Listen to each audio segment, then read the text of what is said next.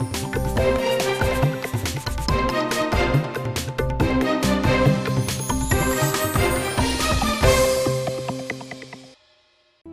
News के प्रायोजक हैं Balaji academy, PSC coaching centre, पड़ाव चौक, मुंगेली।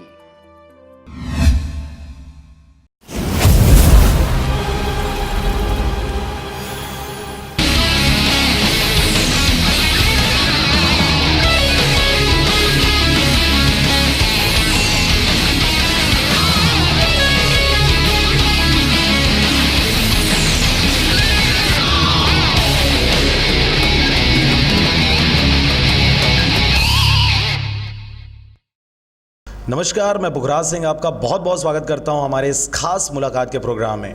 आरजे रमझाझर का यह खास प्रोग्राम खास लोगों के लिए है और आज इस खास मुलाकात में हमारे साथ बात करने के लिए उपस्थित हैं कामेश कोसले। कामेश, आप थोड़ा सा बताएं कि आप कहाँ के रहने वाले हैं, किस ज़िले से आप बिलोंग करते हैं, आपका गाँव, घर, घराना कैसा रहा है, इसके बारे में आप थोड़ा सा बताएँ। अब मैं मुंगेली के छोटे से गांव का रहने वाला हूं, गजिया नवा गांव, जो कि पास ही में है मुंगेली के। गांव में पला बढ़ा हूं, सरकारी स्कूलों में पढ़ा हूं, खेती किसानी करते हुए बड़ा हुआ हूं। मुंगेली में मेरी ज़्यादातर लाइफ कटी। उसके बाद जब तक मैं जालंधर नहीं गया रेसलिंग सीखने, मैं यहीं पढ़ा। कैसे आप ये रेसलिंग की तरफ आप अग्रसित हुए, कैसे आपने सोचा कि मैं एक रेसलर बन सकता हूँ, इसके बारे में थोड़ा बताएं। जी, बचपन से हम टीवी में देखते आ रहे थे, WWE उसका क्रेज़ था, शुरू से देखते आए। मन में लगता था कि मुझे भी करना है, पर राह नहीं मिलती थी। 2015 में द ग्रेट खली ने एक कंपनी डाली जो कि जालंधर में थी, कॉन्टिनेंटल रेसलिंग एंटरटेनमेंट, एक ट्रेनिंग स्कूल और एक रेसलिंग कंपनी। जैसे ही मुझे पता चला और जब मुझे मौका मिला, मैंने घर वालों से परमिशन लिया और वहाँ चला गया ट्रेनिंग के लिए। अच्छा, मतलब घर वालों ने परमिशन दे दिया, क्योंकि अमूमन ये देखा जाता है कि जो आपके मिडिल क्लास फैमिली से बिलोंग करते हैं, लोअर मिडिल क्लास से जो बिलोंग करते हैं, उनको इन चीज़ों के ऊपर जो अगर बच्चे शौक़ अगर दिखाते हैं तो माँ बाप का सीधा एक सवाल रहता है, जवाब रहता है ना। आपको क्या दिक्कत हुआ हाँ करवाने में? एक्चुअली ये आसान नहीं था घर वालों को कन्विंस करना कि मैं रेसलिंग करने जाऊँगा इतनी दूर। अगर पढ़ाई का मामला होता है तो हर कोई भेज देता है, लेकिन रेसलिंग के लिए हर कोई अलाउ नहीं करता। तो स्टार्टिंग में बहुत सारी दिक्कतें आई, घर वालों ने मना किया, फिर मैं लड़ झगड़ के जैसे तैसे उन्हें कन्विंस किया और चला गया। पर अब हालात अलग हैं, घर वाले खुश हैं कि रेसलिंग कर रहा हूँ। बाद में जब आप चले गए और वापस आए तो फिर कैसा देखने को मिला, आपके माता पिता कैसा रिएक्ट किया आपको लेकर? उसके बाद सब अच्छा रहा जब उन्होंने देखा कि हाँ मैं कर सकता हूँ। पहले तो हर चीज़ों को लगता है, हर जगह लगता था कि नहीं ये तो बाहर का खेल है और इस पर शायद ही हो पाए। जब मैं वहाँ गया और रेसलिंग करना स्टार्ट किया तो लगा कि हाँ कर सकता है, हमारा लड़का भी कर सकता है रेसलिंग। तो उन्होंने सपोर्ट किया पूरी तरीके से और खुश हैं। तो जब आप टीवी पे देखा करते थे WWF जो चलता है मार धाड़ वाला, काफ़ी ये शोर शराबा वाला जो कार्यक्रम होता है, जब देखते थे तो माँ का रिएक्शन कैसे होता था? उनको कहीं लगता था क्या कि कहीं लड़का मारपीट में आगे ना आ जाए? जब टीवी चलता था WWE तो सबसे पहला माँ का रिएक्शन होता था, इसको हटाओ, ये फालतू चीज़ है, ये नहीं करनी है, ये देखना भी नहीं है। मैं बोलता था अभी कर नहीं रहा हूँ, मैं देख रहा हूँ, अच्छा लगता है, नहीं देखना है। इससे दिमाग अलग जगह जाता है, लड़ाई झगड़े में जाता है। लेकिन मैं देखता रहा, मर्जी करता रहा और धीरे धीरे रुझान बनता गया। जब वो कर सकते हैं रिंग में तो मैं भी कर सकता हूँ। द ग्रेट खली जो हमारे भारत से बिलोंग करते हैं, वो एक बहुत बढ़िया रेसलर हैं जो इंटरनेशनल गेम पे भी वो खेल चुके हैं और बड़े बड़े शुरमाओं को उन्होंने पछाड़ फेंका है। उनके द्वारा ये स्कूल स्टार्ट किया गया, आपने बताया। इसके बारे में हम जानना चाहेंगे, द ग्रेट खली के साथ आपका एक्सपीरियंस कैसा रहा? जब आप उस स्कूल में जब गए ट्रेनिंग लेने के लिए तो क्या आपको पैसे देने पड़े और पैसों का बंदोबस्त आपने कैसे किया, और ये पूरा इस दौरान आपने कहाँ से कैसे अरेंज किया, इसके बारे में थोड़ा सा बताएं। जी, ट्रेनिंग फ़ीस तो देनी पड़ेगी। ट्रेनिंग बहुत कॉस्टली होता है, इसमें ये गेम कॉस्टली है। ट्रेनिंग फ़ीस ज़रूरी है, देना है वहाँ, क्योंकि बाहर से कोचेज़ बुलाते हैं जिनकी फ़ीस लाखों में होती है, तो वो पे करने के लिए कोई घर से नहीं करेगा। उन्होंने एक सपोर्ट डाला, उन्होंने एक कदम बढ़ाया, रेसलिंग स्कूल खोली, कंपनी खोली अपनी। लेकिन रेसलिंग स्कूल चलाने के लिए भी खर्चा चाहिए, तो वो इस तरीके से हमारी फ़ीस से हो जाता है जो रेसलिंग स्कूल चलता है और कंपनी सोच चलती है हमारी।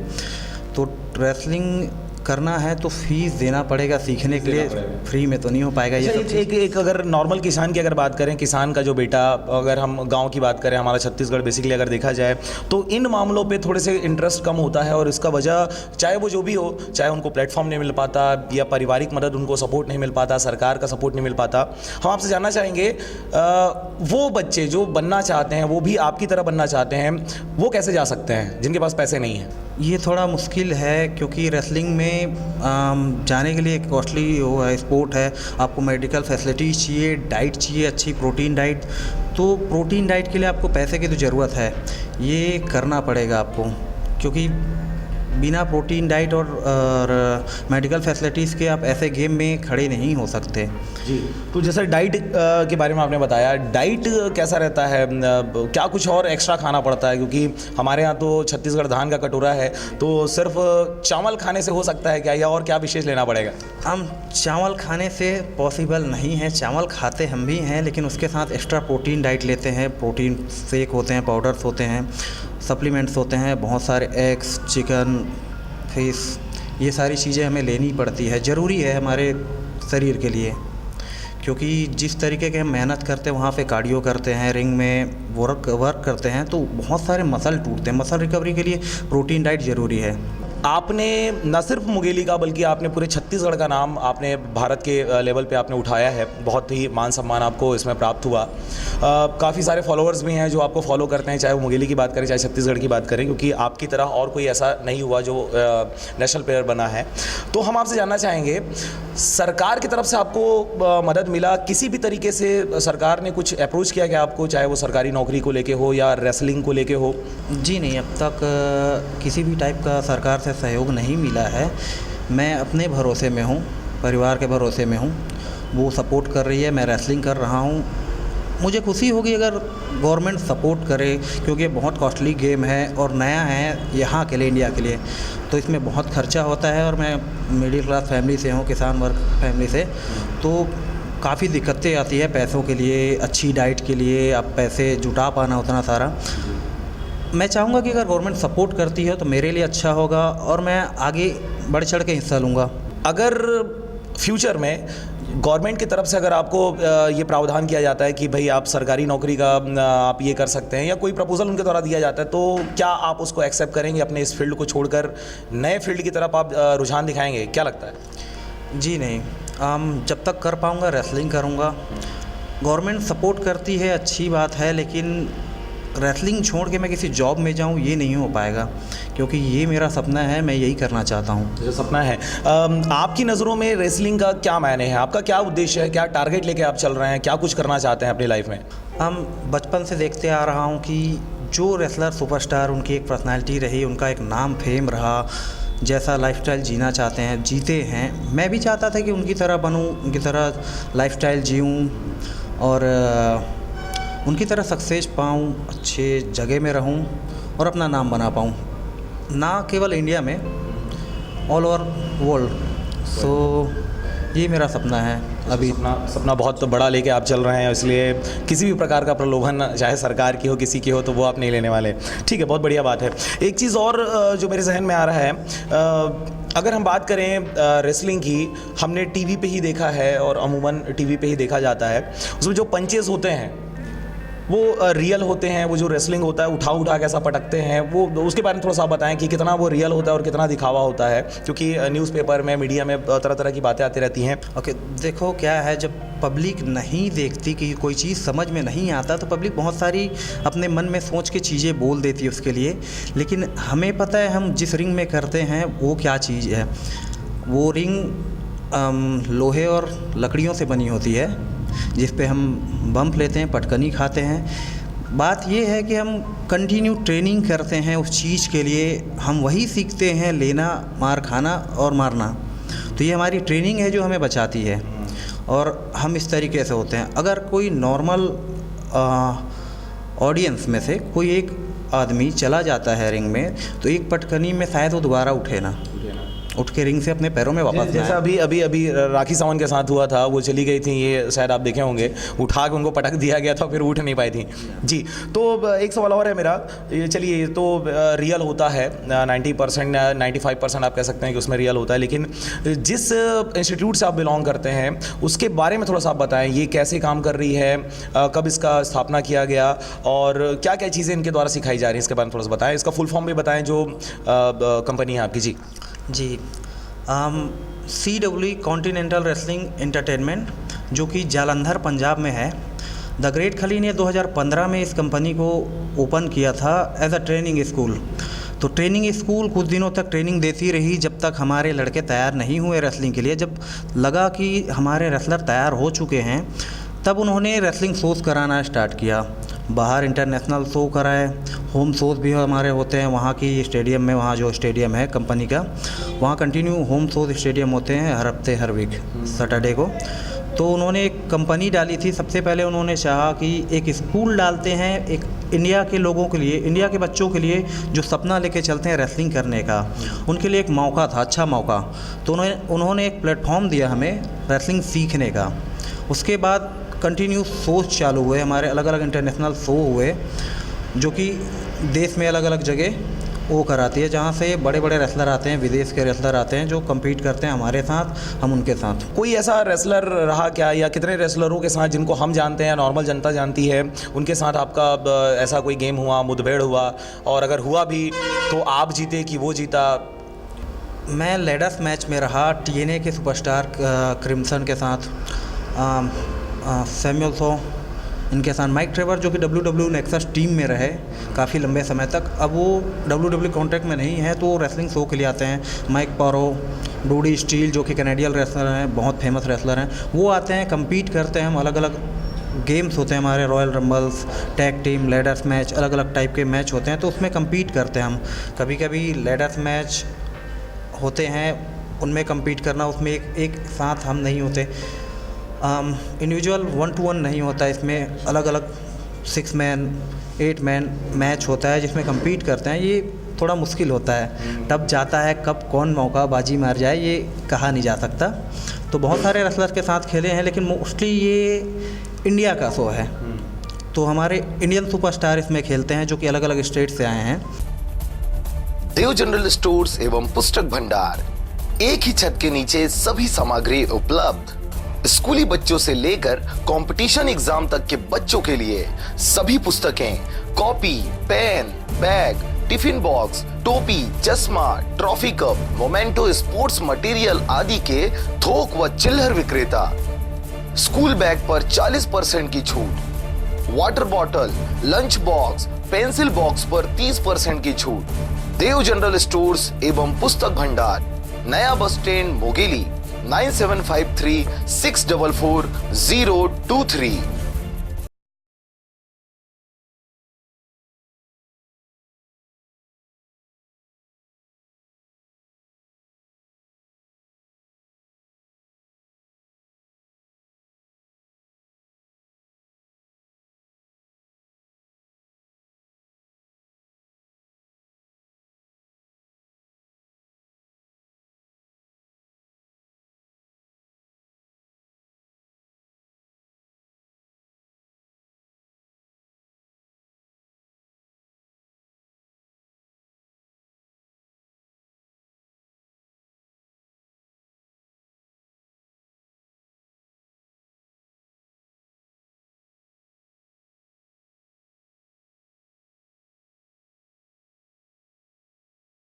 आप संतान सुख से वंचित हैं? माँ बनना संभव, बंद ट्यूब्स में भी, अधिक उम्र में भी, बार बार गर्भपात के बाद भी, नसबंदी के बाद भी।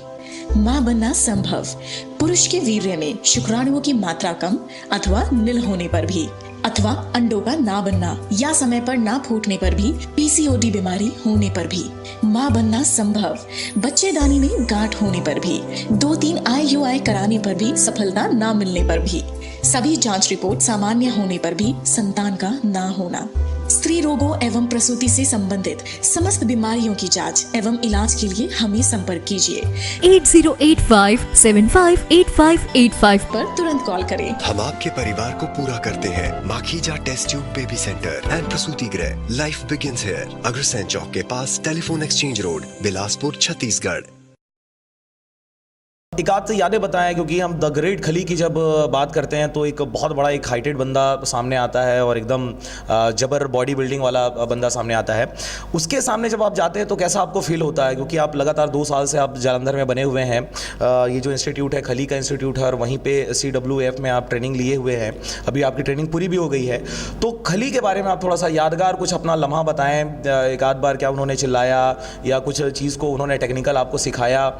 जब पहली बार खली सर को देखा था तो एक पहाड़ जैसा आदमी 7.5 फुट का लंबा चौड़ा देख के ही डर लगता है। उनका हाथ बहुत बड़ा है, हाथ मिलाते हैं तो लगता है नहीं क्यों। तो लगा, जब पता चला उनके बारे में, जब हमें ट्रेनिंग देते हैं, एडवाइस देते हैं, सलाह देते हैं बहुत सारे रेसलिंग टेक्निक्स के बारे में, रेसलिंग के बारे में, तो बहुत ही नॉर्मल वे में बात करते हैं, हमारे से बहुत ही पोलाइट हैं, हंसी मजाक करते हैं, मोटिवेट करते रहते हैं, कैसे खेलें, कैसे आगे बढ़ाएं, कैसे इम्प्रूव करें अपने आप को। कभी कभी ट्रेनिंग करते हैं। हाँ, उनकी ट्रेनिंग में डर लगता है, क्योंकि जब खुद सामने होते हैं, ट्रेनर होता है तो वो हमारे साइज शरीर का होता है, लगता है चलो ठीक है। उनका बताना भी डर लगता है, किसी मूव का बताना, किसी पंच का बताना, तो उनका पंच झेलना मतलब हमारे लिए बहुत भारी होता है। तो ये थोड़ा सा अटपटा लगता है जब रिंग में होते हैं और ट्रेनिंग देते हैं उस टाइम पे। अच्छा, तो एक आध ऐसा कोई लम्हा रहा क्या कि खली ने घूसा मारा और आप फेंका के चले गए, क्योंकि हम साउथ इंडिया की पिक्चरें देखते हैं, तो ऐसा कोई रहा क्या मोमेंट? वो मूवी होती है, एडिटिंग होती है, ये रेसलिंग है।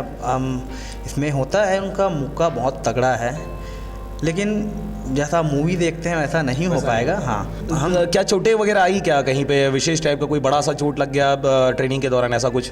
बहुत सारी चोटें आई, ट्रेनिंग में आती रहती है बहुत सारी चोटें। डिसलोकेशन होता है उंगलियों में, जॉइंट्स मसल फट जाते हैं, कभी कभी टाँके आते हैं, कुछ के हाथ पैर टूटे हैं, बहुत सारी चोटें आती रहती हैं लगातार। चोटों से उबरते रहते हैं, फिर ट्रेनिंग करते हैं, चोटें आती है, ट्रेनिंग करते रहते हैं। तो इसमें जैसा हम देखते हैं, जैसे IPL की अगर हम बात करें, क्रिकेट प्रीमियर लीग की बात करें, इंडिया का है, इसमें सारे जो एक टीम के होते हैं वो बहुत सारी टीमों में विभक्त होकर आपस में खेलते हैं, और इस दौरान ऐसा देखने को आता है कि भाई एक टीम दूसरे टीम को हराने में एकदम लग जाती है। ऐसा कि अपने साथ होता है क्या कि कल के डेट में अपन बैठ के चाय नाश्ता साथ में कर रहे हैं, भाई भाई हो रहे हैं, लेकिन अगर रिंग में उतर गया तो फिर वहाँ पर एकदम दुश्मनी बढ़ जाती है, अब तो जीतना ही है, और इस चक्कर में अपन उकसाने की भी कोशिश करते हैं कि कुछ गलती करे और अपन उसको दे मारे। ऐसा कुछ हुआ अब तक? जी हाँ, हम सब साथ रहते हैं वहाँ, भाई की तरह एक साथ खाते पीते रहते हैं। बस अगर हम रिंग में हैं तो वहाँ कोई भाई नहीं है, कोई दोस्त नहीं है, हम वहाँ सिर्फ फाइट करने उतरे हैं। तो अगर मेरा ख़ास दोस्त है जो, उसके साथ फाइट हुई तो मैं और तगड़े से लड़ूंगा। ये फैक्ट है। अपने दोस्त से कोई भी नहीं हारना चाहता, बाहर का चलो ठीक है, लेकिन अपने दोस्त से कोई नहीं हारना चाहता। तो ये होता है कि जैसे हमारा दोस्त है, उसके साथ अगर मैच हुआ तो हम और तगड़े से खेलेंगे, चाहे जो कुछ भी हो जाए, मैं ही जीतूंगा। तो एक चीज़ और था, जैसे कि रेसलर लोगों को हमने देखा है, चाहे WWF की बात हो, WWE की बात हो, हमने बहुत सारे मतलब जिनको भी देखा है, एक विशेष परिधान होता है। वो परिधान के बारे में आपसे जानना चाहूँगा, क्योंकि हर गेम के अपने एक रीति होता है, रिवाज होता है। रेसलर्स जो सिर्फ वो बरमूडा पहन के जो रेसलिंग करते हैं, तो क्या ऐसा कोई नियम है क्या, या कोई धोती पहन के भी कर सकता है या जीन्स पहन के भी कर सकता है, ऐसा कुछ है? नहीं, ऐसा कोई ख़ास नियम नहीं है। हम रेसलिंग, जैसे आप परिधान बोलते हैं, हम रेसलिंग की भाषा में उसे गियर बोलते हैं। तो गियर में वो अपने हिसाब से चूज़ करते हैं, जैसा भी हो, चाहे वो धोती पहन के लड़ ले जिसको इच्छा है, जिसको कंफर्टेबल लगता है कि धोती में मैं खेल सकता हूँ तो धोती पहन के भी लड़ सकता है। ये पहनावे के ऊपर कोई वो नहीं है इस पर। तो जो कोई भी अपना गियर कस्टमाइज़ करा के लेके आता है, जैसा भी हो, चाहे वो जीन्स के साथ करता है, चाहे इसके लिए पर्सनल ट्रंक्स आते हैं उसके साथ करेगा, जैसा भी हो, कोई बॉन्डेज नहीं है कि आप ये पहन के करोगे। अच्छा, धोती की बात आई तो एक मेरे को अभी सीन याद आ गया। हम अभी देख रहे थे आपका CWF का ही देख रहे थे, उसमें रघुदेव नाम के एक हैं और वो आपके शंख बजाते हुए और चंदन बंदन लगा के और भगवा रंग का धोती पहनते हुए वो आपके साथ लड़े थे और शुरू में आपने मार खाया, बाद में आपने उनको पछाड़ा था। तो कैसा लगता है, मतलब उसमें हम लोग देखें कि दूसरे जो रेसलर के साथ आप लड़ रहे थे उसमें तो नॉर्मल आपके फाइट थे, लेकिन उस धोतीधारी को आपने बहुत अच्छे से पछाड़ा था। इसके बारे में हम जानना चाहते हैं भाई, क्या है ये सीन, क्या था? ये उसका एक गिमिक कैरेक्टर होता है, उसने एक कैरेक्टर लिया है, वो बाबा का कैरेक्टर करता है। उसे वो कैरेक्टर पसंद है, मतलब मन में इच्छा रहती है कोई भी एक कैरेक्टर करने की, तो कैरेक्टर हम वहाँ रिंग में लाते हैं। तो बाबा एक कैरेक्टर है जो कि दिखाता तो है बाबा संत का भेष है, लेकिन उसका संतों वाली कोई काम नहीं है। तो पब्लिक चिढ़ती है, हम भी चिढ़ते हैं। तो इस वजह से कभी कभी जब मुठभेड़ होता है तो ये कुछ ज़्यादा अग्रेसिव हो जाता है उसके साथ। जी हाँ। अब तक जिनके साथ आपने लड़ा है, सबसे ज़्यादा मज़ा किसके साथ आया, किसको मारने में सबसे ज़्यादा मज़ा आया? मेरे ही दोस्त हैं, मेरे ख़ास दोस्त हैं, जो कि एक टीम है हमारी। बहुत सारी मैचेस हुए, हम कंटिन्यू बहुत सारे मैचेस करते थे। CWE पुलिस टीम है वहाँ पे, तो वहाँ का जो दोनों टीम है, जो 2 लड़के हैं वो मेरे ख़ास दोस्त हैं, बहुत पसंद करते हैं, सब साथ में रहते हैं। लेकिन जब मैच होता है तो हमारा मैच इंटरेस्टिंग होता है, अब मतलब एक दूसरे हार मानते ही नहीं कभी। अच्छा, ऐसा तो नहीं होता ना कि अपन टाइम पास करते हैं, तुम थोड़ा सा मारे मैं मारता हूँ, ऐसा? जी नहीं, ऐसा नहीं है। हर प्लेयर का अपना एक अलग सी छवि होती है, एक अलग सा परिधान होता है, अलग से उसका अट्रैक्शन करने का एक पॉइंट ऑफ व्यू होता है। आप ऐसा क्या करते हैं जिसके थ्रू लोग आपसे अट्रैक्ट हो सकें, आपको देखना चाहें या आपके उस कैरेक्टर को वो पसंद करें? आपका कुछ ऐसा है क्या? क्योंकि जैसे हमने जॉन सीना का देखा हुआ था कि उनका एक बैकग्राउंड थीम चलता था, सॉन्ग चलता था, उनके आने का तरीका है ना, जितने भी प्लेयर हुए उनका एक अलग से उनका आना होता था, एंट्री होता था। आपका ऐसा कुछ आपने सोच रखा है क्या अब तक? जी हाँ, हमारी रेसलिंग टीम है। एक्चुअली मैं बहुत सारे मैचेस टैग टीम में खेला हूँ, तो हमारी टीम का नाम है हैंडसम फैल्कन्स। सो हम बेधड़क खेलते हैं, हम अपनी मर्जी का करते हैं, चाहे जो कुछ हो जाए, कंपनी का चाहे जो भी इंस्ट्रक्शन हो, जैसा भी हमें मैच का मिले, लेकिन हम अपनी मर्जी का करते हैं। तो पब्लिक इस वजह से हमें पसंद करती, चाहे जो भी हो, ये करेंगे अपने मन का और बेधड़क करेंगे, ऐसा ये है। जी तो ये एकदम फ्री रेसलिंग होता है क्या? मतलब जैसा चाहे वैसा अपन मार सकते हैं? जैसे कि अमूमन अगर देखा जाए तो 2 कॉमन पर्सन में अगर झगड़ा हो जाता है तो बाल खींच के देते हैं, ऐसा भी अपन कर सकते हैं क्या कि कुछ इसमें विशेष मूव होता है? नहीं, एक्चुअली इसमें नियम है बहुत सारे। रेसलिंग रिंग में होनी है, चारों कॉर्नर के बीच में वहीं करनी है, लेकिन कुछ समय का वो रहता है। जैसे अगर आप गलत चीज़ें कर रहे हैं या फिर कोई गलत मूव अपना रहे हैं तो 5 सेकंड का टाइम देता है रेफरी। बहुत सारे अलग अलग टाइप के मैच होते हैं। एक नॉर्मल मैच होता है जिसमें आप नियम के साथ ही खेल सकते हो, किसी भी प्रकार का वेपन यूज नहीं कर सकते। अगर आपका 1-to-1 मैच है तो 1-to-1 ही करोगे, कोई दूसरा आपके मैच में आके बीच में कुछ भी नहीं कर सकता, नहीं तो डिस्क्वालीफाई हो जाएगा। और बहुत सारे ऐसे मैचेस होते हैं जिसमें टेबल, लेडर, चेयर, वो नॉन डिस्क्वालीफिकेशन होता है, उसमें चाहे आप जो भी करो, क्योंकि कोई डिस्क्वालीफिकेशन नहीं है, तो आप मैच को जैसे चाहो खेल सकते हो, जो हथियार यूज करना चाहे कर सकते हो। मैंने आपको पूछा कि अगर 2 कॉमन पर्सन अगर झगड़ा करते हैं तो उसमें कोई नीति नियम नहीं होता, आपके रेसलिंग में नीति नियम होता है। पर क्या कभी ऐसा हुआ है कि या किसी के साथ, आपके साथ हो या किसी के साथ हो, कि एक क्षण ऐसा आता है कि आप कोई नीति नियम सब भूल जाते हैं, अब तो इसको देने ही इच्छा करके, ऐसा कभी इतना गुस्सा आया और आपने नीति नियम को छोड़ छाड़ के ऐसा किसी को पछाड़ा गया? जी हाँ, ऐसे कई बार हुआ है, क्योंकि चीटिंग्स होती रहती है। अगर रेफरी चीटिंग देखा तभी डिस्क्वालीफाई करेगा। एक बार वार्निंग भी देता है लेकिन डिस्क्वालीफाई नहीं करता। अगर कहीं बड़ी गलती हो तो डिस्क्वालीफाई करता है, लेकिन कुछ चीज़ों के लिए वार्निंग देता है। लगातार चीटिंग करते रहने से माइंड डिस्टर्ब हो जाता है। और चलो, सच्चाई की राह छोड़ो, अब इनको पछाड़ो, चाहे जो भी हो, इनको पछाड़ो, ये मन में आता है। और कई बार ऐसा होता है, बार बार चीटिंग करते रहने से जब मौका मिलता है तो पछाड़ने की, चाहे जो कुछ हो जाए। अच्छा, ये जो रिंग की बात होती है तो रिंग में तो हार जीत रहता है, लेकिन अगर मान लीजिए आपको बहुत ज़्यादा गुस्सा आया हुआ है और रिंग मास्टर ने आपको रोक दिया और बाद में ये मैच ख़त्म हो गया, बाद में आप बाहर मिलते हैं, तो बाहर भी क्या ये जारी रहता है क्या कि उस समय आप बदला ले लूँ, ऐसा कभी हुआ है क्या? एक्चुअली हर केसेस में नहीं होता कि हम रिंग के बाहर झगड़ा करें, क्योंकि रिंग के अंदर ही हमारा मैचेस होना है। लेकिन कभी कभी चीज़ें रिंग के बाहर तक चली जाती है, प्रोफेशनल से पर्सनल हो जाती है। तो कई बार ऐसा हुआ है कि हमारा झगड़ा हुआ है, ऑफिशियल बंदों से भी हुआ है, जैसे वहाँ का जनरल मैनेजर था उसके साथ भी कई बार ऐसा झगड़ा हुआ है। जब मैच में ऑफिशियल जो भी होता है वहाँ का, उसका निर्णय माना जाता है, रेफरी मानेगा उसका निर्णय, तो कभी कभी किसी गलत पक्ष में दे देता है निर्णय। तो ऐसा होता है कि बाहर गुस्सा बना रहता है और ये रिंग का झगड़ा पर्सनल चला जाता है जी। ठीक, तो एक कॉमन पर्सन के वे में मैं आपसे पूछना चाहूँगा, जब बहन को आप जब स्कूल छोड़ने जाते हैं या कॉलेज छोड़ने जाते हैं तो क्या वो एकदम चौड़े से बैठती है कि मेरा भाई बैठा हुआ है? लोग क्या डरते हैं क्या कि भाई रेसलर है, अगर कुछ हो गया गलत वाला तो फिर ये दे देगा, ऐसा कोई एक्सपीरियंस? मुझे तो नहीं पता चला, अगर सामने वाला सोचता है तो अलग बात है। मुझे ऐसा एक्सपीरियंस नहीं हुआ। मैं डेली नॉर्मल वे में उठता हूँ, सिंपल एक नॉर्मल पर्सन की तरह उठता हूँ। अगर मार्केट जाना है तो नॉर्मल पर्सन की तरह जाऊँगा, जिम जाना है तो नॉर्मल जाऊँगा। मतलब एक रेसलर वाली फीलिंग अगर दूसरे को आती है वो अलग बात है, लेकिन मुझे नहीं लगता कि ऐसा कुछ होता होगा। हो सकता है लोग सोचते होंगे कि भाई रेसलर है, ऐसा है वैसा है, लेकिन मुझे नहीं लगा। अभी आप 24 साल के हैं। मैं आपको बता दूं कि भाई कामेश कोसले जो है छत्तीसगढ़ के मुंगेली ज़िले से बिलोंग करते हैं। फ़िलहाल ये जालंधर में 2 साल से रह रहे हैं और 24 साल की उम्र में इन्होंने वो कर दिखाया है जो अभी तक छत्तीसगढ़ में किसी बंदे ने नहीं किया। छत्तीसगढ़ से पहले रेसलर हैं जो चुन के नेशनल प्लेयर बने हुए हैं और वहाँ पर ट्रेनिंग इन्होंने पूरी कर ली है और अभी फ़िलहाल बहुत सारे मैच ये खेल रहे हैं। द ग्रेट खली के साथ ये कंप्लीट करते हैं। एक चीज़ और है जो मैं आपसे जानना चाहूँगा कामेश, आपकी उम्र अभी 24 साल है।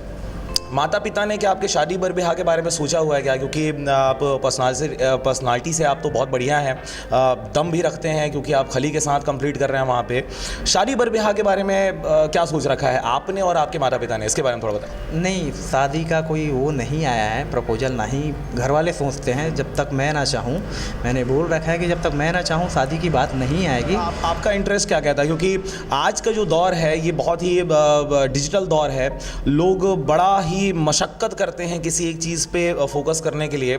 आप अपने गेम पे फोकस कर रहे हैं, कैसे कर पाते हैं? व्हाट्सएप, फेसबुक, इंस्टाग्राम, दोस्त यार और घर परिवार और तमाम चीज़ें हैं, इसके बावजूद आप अपने उस गेम पे कैसे फोकस कर पाते हैं? इसके बारे में थोड़ा बताएं, क्योंकि जो लोग आपकी तरह बनना चाहते हैं उनका सबसे बड़ी समस्या यही है कि वो अपने गेम पे फोकस नहीं कर पाते या वो जो करना चाहते हैं उस पर फोकस नहीं कर पाते। जी, एक्चुअली हम एक रूटीन बना के चलते हैं कि एक टाइम टेबल होता है हमारा, इस टाइम पे हमें ये करना है। हमारी ट्रेनिंग है तो ट्रेनिंग के ड्यूरिंग ट्रेनिंग करनी है। अगर बीच में टाइम मिलता है तो हम सोशल मीडिया पे थोड़ा ध्यान देते हैं क्योंकि ये भी ज़रूरी है, प्रमोशन होता है इससे। और जब तक हम अपडेट नहीं रहेंगे हमारे फैंस को पता नहीं चलेगा, तो फैंस के लिए कुछ टाइम देते हैं सोशल मीडिया में और बाकी टाइम डाइट प्लान पे, अपने सेहत पे, रेसलिंग पे ध्यान देते हैं। घर परिवार के लिए भी समय निकालते हैं धीरे धीरे जब मौका मिलता है। सो एक रूटीन बना के चलें अगर हम, तो पॉसिबल है, बहुत सारी चीज़ें हम कर सकते हैं। आपके कोई मित्र आ जाते हैं और बोलते हैं कि बहुत बढ़िया पिक्चर लगा हुआ है, चल यार थोड़ा देख के आ जाते हैं, आप उसको ना कैसे करते हो? क्योंकि आज की जनरेशन की सबसे बड़ी प्रॉब्लम यही है कि एक इंपॉर्टेंट कॉल आ जाता है, दोस्त आ जाता है, चल बाजार से होके आते हैं, पिक्चर देख के आते हैं। कैसे उनको मना कैसे करते हैं आप? वो जो रूटीन आपने बनाया है उसको तोड़ने वालों की कमी नहीं है, उनको आप कैसे नकारते हैं? जी, एक्चुअली अगर रूटीन के बीच में हमें टाइम मिलता है तो हम वो चीज़ें करेंगे, लेकिन रूटीन ब्रेक नहीं हो सकता, क्योंकि अगर आज यहाँ ब्रेक करता हूँ तो सारी चीज़ें आगे से ब्रेक हो जाएगी मेरी। तो मूवीज़ वगैरह देखने का प्लान तो नहीं होता हमारा, क्योंकि टाइम भी नहीं मिल पाता दिन भर। हाँ, टाइम मिलता है तो कभी कभार मूवीज़ देखते हैं फ़ोन पे डाउनलोड कर लेते हैं। शाम रात में अगर टाइम मिल गया तो मूवीज़ देख लो, नहीं तो मूवीज़ वगैरह का टाइम बहुत कम मिलता है। अगर संडे को टाइम मिल पा रहा है तो चले जाते हैं दोस्तों के साथ, या कोई बोले चलो आज मूवी लगी है तो हम उसे थोड़ा डिले कर देते हैं कि आज नहीं, संडे को चलेंगे जब हमें भी टाइम मिलेगा, इस टाइप का। तो एक चीज़ और था, जैसे कि शरीर के फिटनेस की अगर हम बात करें, आप डाइट प्लान करते हैं, उसको डेली फॉलो भी कर रहे हैं, क्या चीज़ें हैं जो नहीं करनी चाहिए एक स्वस्थ शरीर बनाए रखने के लिए? क्या क्या चीज़ें हैं जो ऐसे रेसलर्स को या ऐसे स्वस्थ शरीर जिनको रखना है वो क्या ना करें जिससे वो हमेशा स्वस्थ रह सकें? जी, हम फिट रहने के लिए सबसे ज़रूरी है एक रूटीन फॉलो करना है आपने। सुबह जल्दी उठें, कोशिश करें कि थोड़ा रनिंग कर लें, रनिंग करके सुबह सुबह कुछ अच्छा खा लें, हेल्दी खाएं, जो चीज़ें प्रोटीन से भरपूर हो, प्रोटीन विटामिन से, और बाहर के खानों से बचें, जैसे कि बाहर की खानी तली भुनी चीज़ें होती है, उनमें बहुत सारा कोलेस्ट्रॉल फैट होता है जो कि हेल्दी नहीं होता हमारे शरीर के लिए, हमें सब नुकसान पहुंचाएगा। तो इन सब चीज़ों से बचें, अच्छा खाते पीते रहें और समय समय पे जब जब मौका मिल रहा है थोड़ी बहुत कसरत करते रहें, घर में ही करें। तो एक नॉर्मल जीवन जीने वाला पर्सन है जो भी, अगर थोड़ा बहुत भी कसरत करता है और थोड़ा बहुत डाइट रूटीन फॉलो कर लेता है, अपने शरीर को थोड़ा सा टाइम दे देता है और गलत चीज़ें नहीं करता अगर, तो हेल्दी रहेगा और फिट रहेगा। जी बिल्कुल। पंजाब में जब आप 2 साल से हैं, छत्तीसगढ़ से आप प्रॉपर बिलोंग करते हैं, ये जो बोली भाषा, रहन सहन, संस्कृति की अगर हम बात करें, कितना आप तब्दीलियाँ देखते हैं, कितने चेंजेस देखते हैं? वहाँ के लोग कैसे हैं? यहाँ के लोगों में आप क्या नहीं देख पाते जो वहाँ के लोगों में देखते हैं? जी, ये बताना थोड़ा मुश्किल है यहाँ के लोगों का। यहाँ खेती किसानी करने वाले बहुत हैं, काम वगैरह करते हैं। वहाँ कुछ दूसरा क्रेज है, बहुत सारी चीज़ों को फॉलो करते हैं, अलग अलग चीज़ें फॉलो करते हैं। जहाँ नॉर्मल वे में आदमी रहना पसंद करता है, सिंपल लिविंग स्टेटस, वहाँ लग्जरियस लाइफ जीना पसंद करते हैं। जो भी चीज़ करेंगे लग्जरियस करना पसंद करते हैं। तो थोड़ा अलग है यहाँ से। यहाँ सिंपल लिविंग स्टेटस रखती है यहाँ जो भी जनता हो यहाँ की, और वहाँ की जनता थोड़ा वेस्टर्न कल्चर से ज़्यादा प्रभावित है। चलते चलते मैं एक आपसे सवाल करना चाहूँगा जो सरकार को लेके है। आप रेसलिंग फील्ड से बिलोंग करते हैं और ये एक बहुत बढ़िया प्लेटफॉर्म है लोगों के लिए जो पढ़ाई के अलावा स्पोर्ट्स सेक्टर में या कुछ विशेष करना चाहते हैं। तो अब क्या कमियां रह जाती हैं कि छत्तीसगढ़ से रेसलर एक निकलता है? क्यों बहुत सारे रेसलर्स हम नहीं दे पा रहे हैं? अगर हम बात करें छत्तीसगढ़ के साथ उत्तराखंड है, झारखंड है, ये भी उसी समय निर्मित हुआ जिस समय छत्तीसगढ़ का गठन हुआ। झारखंड से बहुत सारे रेसलर्स चले जाते हैं, छत्तीसगढ़ से केवल एक, क्या वजह देखते हैं आप? शायद इसकी वजह ये हो सकती है कि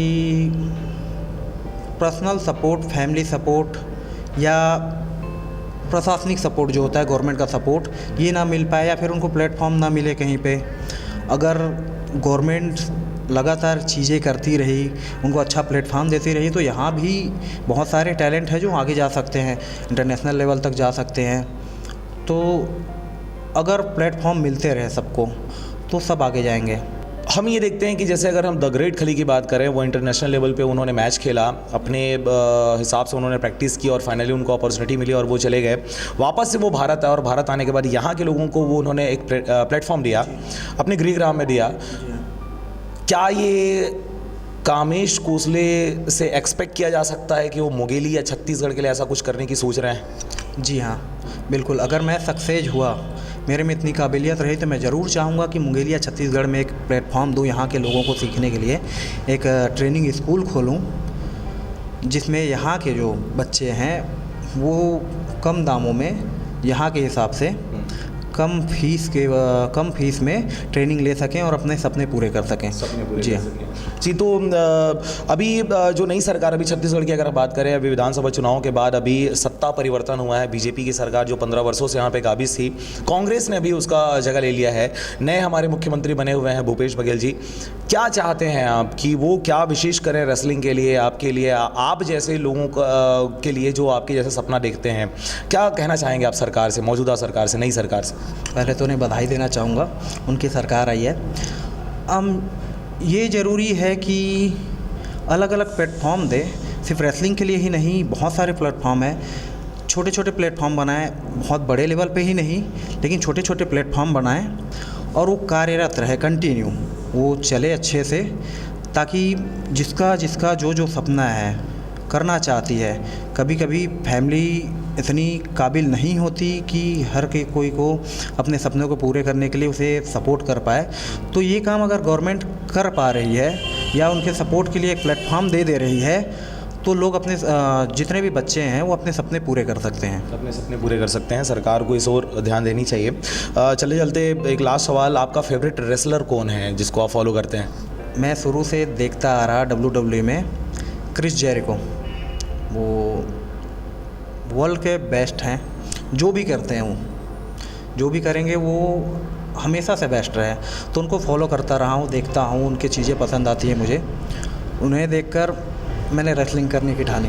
रेसलिंग कैन लीग ठाणे, ठीक है। तो जैसा कि आप देख रहे हैं खास मुलाकात का प्रोग्राम आरजे रमझाझर में आज हमारे साथ खास मुलाकात करने के लिए उपस्थित हैं कामेश कोसले, और इन्होंने हमारे सारे सवालों का जवाब दिया। इन्होंने रेसलिंग की दुनिया के बारे में बताया कि कैसे वहाँ पे लोग सर्वाइव करते हुए वहाँ पहुँचते हैं, और एक अच्छा प्लेटफॉर्म वो बनाने में कामयाब हुए हैं, न सिर्फ अपने लिए बल्कि मुंगेली ज़िले और पूरे छत्तीसगढ़ के लिए।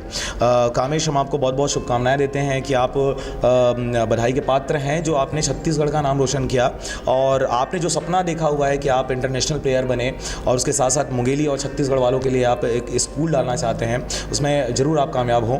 आप बने रहें आरजे रमझाझर के साथ। अगली बार किसी और शख्सियत के साथ होगी हमारी मुलाकात, तब तक के लिए मुझे दीजिए इजाज़त। मैं हूं पुखराज सिंह, नमस्कार।